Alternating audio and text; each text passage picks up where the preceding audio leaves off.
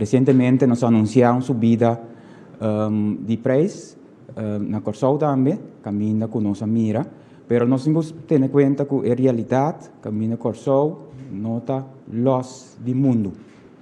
Nós forma parte do mundo, tudo o que nós importa aqui tudo o que passa no mundo, está afetando-nos.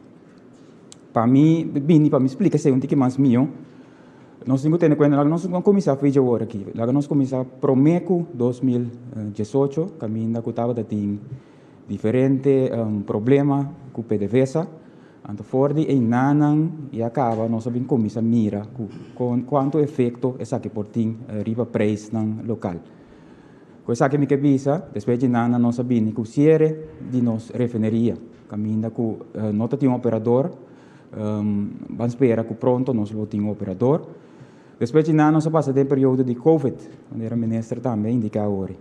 Agora aqui, nós temos um período caminho que promete estava tendo medo para uma guerra. Agora que a guerra na Rússia com a Ucrânia está real.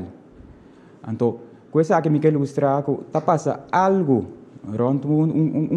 numa parte do mundo, então está afetando-nos. Com isso aqui está afetando-nos, se nós vamos preço na hora aqui na Corsol, isso aqui está incluir lasto subida, e nós comparamos com nossa irmã isla Aruba, Holanda e Merca.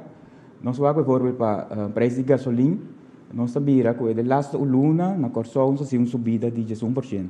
Agora aqui, Aruba acaba de anunciar uma subida de 1%, mas na Holanda, e agora aqui, banhamos com o preço na pompa de ora conte foi euro bini na florim de quase 5 florim per liter. Essa aqui é a realidade que nós estamos viva com ele. Nós vamos diesel, seguinte slide, bota mira mesmo coisa. Agora que nós estamos na 1,90 na pompa, Aruba acaba de anunciar uma subida de 5%, não está na 2,28 florim per liter. Holanda também está indo na direção per liter de 5 florim, se não chega ainda.